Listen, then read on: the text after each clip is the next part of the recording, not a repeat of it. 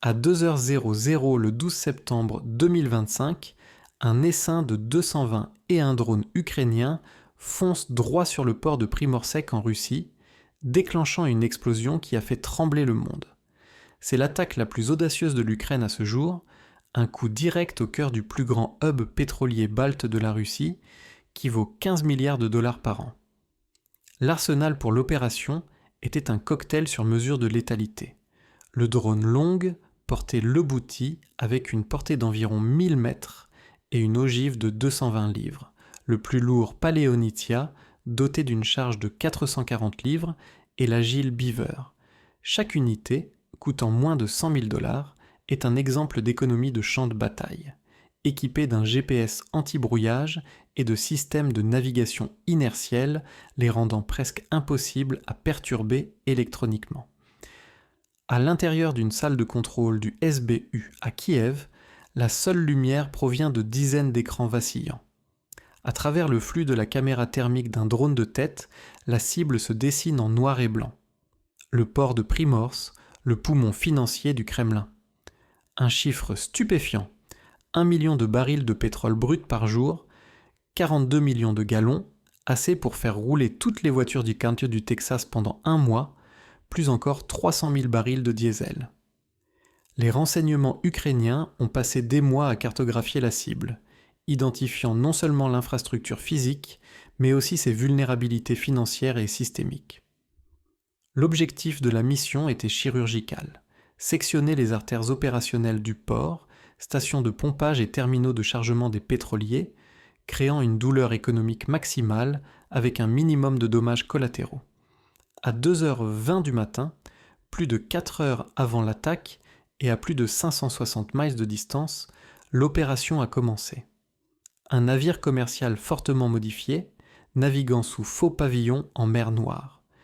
L'essaim de 220 et un drone a pris vie, s'engageant dans un parcours qui a déjoué les défenses baltiques russes, un itinéraire que les renseignements ukrainiens avaient préparé pendant 6 mois. Le premier obstacle était immédiat, le réseau dense de patrouilles russes en mer Noire. Plutôt qu'un trajet direct vers le nord, l'essaim a exécuté une manœuvre de contournement préprogrammée, longeant les côtes des nations alignées avec l'OTAN. Tout ce corridor était le fruit d'un travail d'intelligence méticuleux. Cartographie des horaires de finir de patrouille russes, analyse des lacunes de couverture radar côtière et même modélisation des conditions de mer pour prévoir les fenêtres de transit les plus calmes. À 0h15, alors que l'essaim approchait d'un goulet d'étranglement critique, la première couche d'ingéniosité ukrainienne se révèle. Pour contrer les patrouilles de surface russes, les drones ont initié une manœuvre d'évasion. Chacun plongeait de 3 à 6 pieds sous les vagues pendant 30 secondes, frôlant silencieusement la surface pour échapper au radar. Ils refaisaient surface avec un mât snorkel pendant seulement 15 secondes pour obtenir un fixe GPS et communiquer avec l'essaim avant de replonger. Le timing n'était pas aléatoire. Il était contrôlé par un algorithme d'intelligence artificielle qui synchronisait la période de surface avec le creux maximal des vagues en Baltique, minimisant ainsi leur signature radar et thermique jusqu'à presque zéro. À 1h30, l'essaim déploie depuis son deuxième tour. Approchant des eaux hautement surveillées, menant au golfe de Finlande, une douzaine de drones de la contingent de Beaver se détachent de la formation principale. En étant les unités les plus nombreuses et économiques de l'essaim, leur rôle primaire à cette phase n'était pas de livrer une charge, mais de servir d'appât consommable. Ils ont lancé des leurres pyrotechniques qui ont trompé les radars russes en les faisant courir après des navires fantômes, attirant l'attention d'un bateau de patrouille russe qui, fidèle au devoir, changea de cap pour enquêter. Tandis que les Russes chassèrent des fantômes, la force d'attaque principale, les drones lourdement armés Lyuti et Palonissia, se faufilaient indétectés. À 1h45, l'essaim frappe la première ligne de défense du port. 2 patrouilleurs de classe Raptor. Sur leurs écrans radars, les drones ukrainiens étaient tout simplement invisibles. Les systèmes des bateaux, conçus pour suivre de gros navires, ont écarté l'essaim volant à basse altitude comme un simple encombrement de mer, des vagues par une nuit agitée. Armés de mitrailleuses lourdes, les marins russes étaient pratiquement sourds et aveugles alors que 209 tueurs silencieux glissaient devant leur route de patrouille. Au-delà des bateaux se dressait la vraie forteresse, une zone de défense en couche valant un demi-milliard de dollars. D'abord, le Buck M3, le sniper long conçu pour abattre des avions à plus de 40 mètres. Son radar puissant était pointé vers le ciel, complètement aveugle face à la menace frôlant la surface. Plus près attendait le Panzer S-1, le molosse du système, une machine autonome qui tire des missiles qui passent à grande vitesse, conçus pour abattre des cibles aériennes. En appui, le Thor M2, spécialiste des essaims, conçu pour engager des dizaines de cibles simultanément. Et enveloppant le tout, le Croza 4, un marteau électronique destiné à griller le cerveau de toute arme entrante. Ajoutez à cela un réseau de caméras thermiques et optiques, et sur le papier, Primorsk aurait dû être un piège mortel. Mais voici le retournement valant plusieurs milliards. Tout cela cherchait le mauvais ennemi. Les ordinateurs sophistiqués qui gèrent cette forteresse étaient programmés pour ignorer l'encombrement marin, le Sea Clutter, afin d'éviter les fausses alertes. Les drones ukrainiens, volant à seulement 3 pieds de la surface, ressemblaient exactement à des vagues. C'est comme avoir un système de sécurité de classe mondiale conçu pour arrêter un cambrioleur qui croche la serrure alors que l'attaquant se faufile par la petite porte pour chien. Dans le poste de commandement, l'opérateur ne voit rien. Leur bouclier impénétrable a une faille fatale et 209 drones sont sur le point d'en exploiter la moindre ouverture.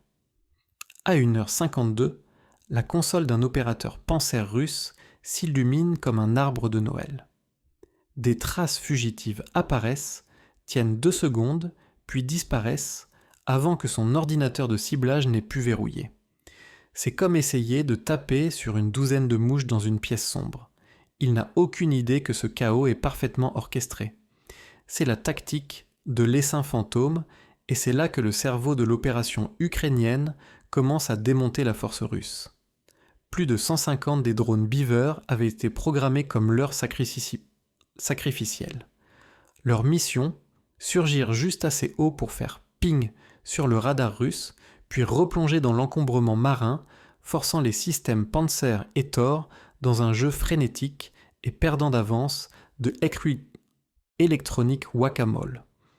Tandis que les opérateurs russes hurlaient pour obtenir des verrouillages sur des fantômes, les vrais tueurs, les Leoty et Palonissia à forte charge, se rapprochaient en silence. À 1h55, les Russes appuient sur ce qu'ils pensent être leur coup maître.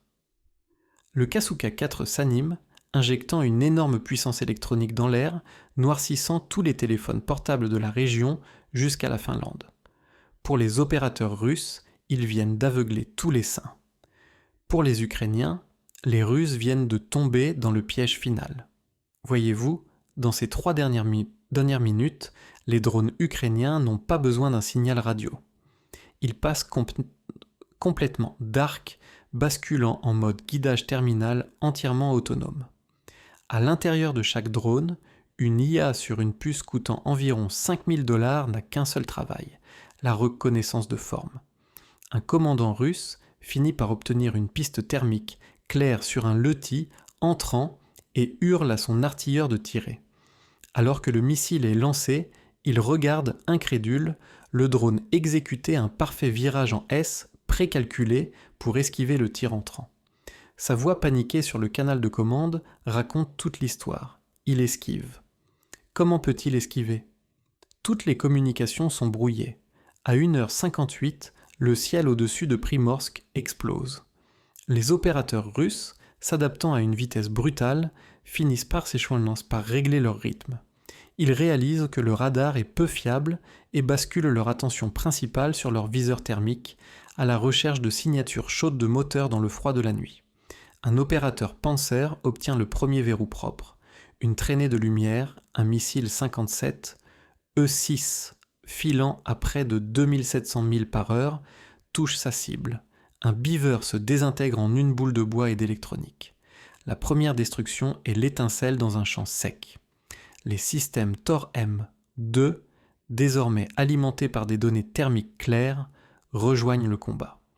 Leurs missiles à lancement vertical arc-en-ciel dans le ciel, chacun verrouillant une cible distincte.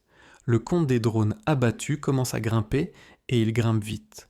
10, 15, 25 drones réduits en ferraille et disséminés sur la Baltique. Sur les écrans ukrainiens à Kiev, la situation devient critique. Leur écran protecteur de l'heure est démantelé méthodiquement. Les artilleurs russes sont bons et ils apprennent vite. Le commandant de batterie russe prend une décision intelligente et logique qui aurait dû remporter la bataille. Il crie dans son casque « Ignorez les petites signatures. Prioriser les grosses flambées thermiques, ce doivent être les lourdes. » Ces opérateurs obtempèrent, ralentissant leurs tourelles pour trouver les cibles plus grosses et plus chaudes, supposant correctement qu'il s'agit des Lotti et Palonissia. Mais il vient de commettre une erreur fatale. Il a supposé que les leurres Beaver n'étaient en fait que de simples appâts. Il avait tort. À 2h01, alors qu'un missile Panzer se referme sur le Beaver numéro 28, l'Opéra, ukrainien ne tente pas d'esquiver. Au lieu de cela, il envoie une seule commande, enflammer. Le Beaver n'explose pas simplement au moment de l'impact. Sa charge secondaire, une charge thermobarique, détonne, créant non pas un flash rapide, mais une boule de feu aveuglante qui éblouit les capteurs russes. C'était l'atout secret de l'Ukraine. Les Russes pensaient abattre des drones, en réalité, ils déclenchaient une série d'éclats aveuglants à travers leurs propres lignes de défense. Soudain, les écrans russes, ce popo, ne sont plus qu'un mur de blanc impénétrable. Et à travers ce mur, invisible et introuvable, les Leotti et Palonissia effectuent leur dernière course vers les cibles. 30 secondes suffisent Bola au vrai tueur. À 2h02, le monde devient blanc. Pour les opérateurs russes, leurs écrans thermiques sont désormais inutilisables. Une peinture de Jackson Pollock de statique thermique provenant des charges thermobariques. Le chaos est absolu. Le commandant de batterie hurle des ordres que personne ne peut exécuter. Tirer sur tout ce qui bouge, crie une voix. La réponse est pure panique. Je ne vois rien. Mais dans la salle de contrôle, K fait les écrans des opérateurs sont d'une clarté cristalline. À travers la caméra frontale d'un drone Lebouti, la cible grossit avec une vitesse terrifiante. L'Afroax Cousteau, un pétrolier de 700 000 barils d'une valeur de 50 millions de dollars, est amarré au quai comme une cible parfaite. À côté, la Cayune. L'IA est en phase terminale, effectuant des micro-corrections.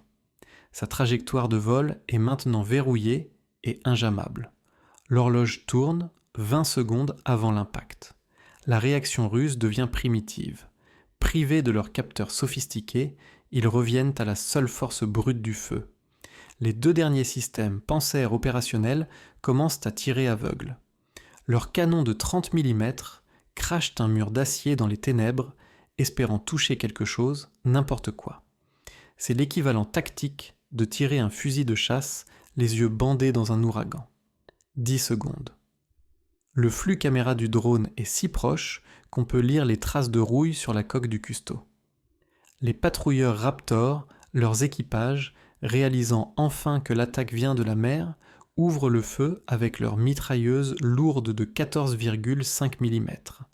Des balles zèbrent l'eau autour du drone, mais sa dernière approche est trop rapide, trop basse. L'enjeu est absolu.